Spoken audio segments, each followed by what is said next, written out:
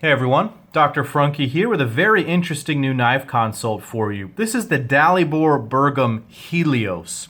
Helios was a figure in Greek mythology that was the personification of the sun. This knife, however, comes to us all the way from Croatia, so not from Greece, and interestingly, this one magically does not belong to my buddy from Greece. This one comes to us by way of my good buddy Ian, who actually lives here in town with me. This is a very, very exciting knife. I've wanted to handle one of Dalibor's knives for some time, namely because he does something that I really love, and that's he makes integral handled knives. So this is a very special piece, and the price certainly matches it. Now, this knife was bought from a dealer for the not so tiny sum of about $3,000. Brand new from maker. This knife costs about $22.50. I did ask him, so I'm not sure where that extra money came from, but that's a different discussion for a different day. In any case, this is a spectacular little piece, and it represents a slightly smaller knife in Dalibor's overall lineup. He makes quite a few different knives. I'll have to redirect you to his Instagram to really learn more about them, but typically he makes rather large knives, so I was pleasantly surprised to see that this was a relatively smaller knife that might actually be amenable to a carry if you're willing to carry such an expensive piece. So speaking of size, let's go ahead and get some raw numbers on this guy. Up front, you're looking at a blade that the length is right at about 3.6 inches, something like that. The overall length, you're looking at a hair under 8.5 inches, maybe 8.4 inches. The handle length, you're looking at 4.9 inches, and the effective grip area, I'm going to include this choil right here. You're looking at 5.1 inches there, but if you include back here, it's really only about 4.25. There is a little area right there on the blade that you're able to grab onto. A nice thing about these integral handled knives is that they're able to keep the handles relatively slim, so the overall thickness is coming in at about 460 thousandths, depending on where you measure that, just because of that milling. And the blade stock is coming in at 163 thousandths. So it's a nice thick blade stock in a relatively skinny handle. I kind of like that combination. It gives you a beefy blade, but a slim handle to hold on to. So that's a nice thing. It's a good size for my hand, and especially when you choke up in that position, it fits very nicely. Let's bring out another couple of knives for a size comparison here. Here is the Spyderco Paramilitary 2, which is maybe just a hair shorter in overall dimensions than this Dalibor. Here is the Chris Reeves Large Inkosi right here. Very similar size profiles on all three of these knives, so this might give you an idea of what size we're talking about here. I'm going to bring out another couple of knives for an interesting comparison here. This is the Peter Rizzenti Nirvana, and this is the Marfione Custom Anax right here.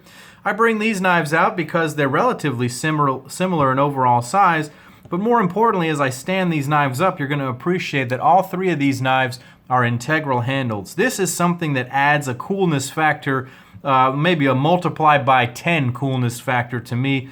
I just love integral handles, and when I see somebody making them, I know that it's going to be an elite knife, that they've spent a significant amount of time making it. Now, as opposed to the Marfione here, which will have significantly more CNC work, and the Rizzenti, which I know has some significant CNC work, but also a good mix of hand work, this knife has a significant amount of hand work done to the handle here to sort of quantify or validate that extremely high price that this knife costs. Let's go ahead and break this knife down anatomically and see what we're working with. Up front is that beautifully done blade of Vinland pattern Damasteel. It's about a 3.6 inch blade, as we discussed, that's nicely hollow ground. It is thin behind the edge and quite sharp. It's got a tiny little sharpening choil there, so if you were to sharpen this, you totally could. There is a nice top swedge up here that leads out to the tip, so it's got a very sharp tip that works well for stabbing cuts. It's got a nice flat right here. The deployment is through this sort of modified Spidey hole. I don't want to call it a Spidey hole because that's not really what it is, but really the only way to deploy that knife is either with a finger flick or with a rather aggressive technique of opening like that. So it's very traditional in that sense. This knife mixes a nice mix of modern and traditional in there, and it's quite nice. It's got these stop pins right here. I'm not going to call these thumb studs because they really aren't. It's pretty much impossible to deploy the knife with those things, and they do lock up right there. It's very reminiscent of my 0392s that I like so much.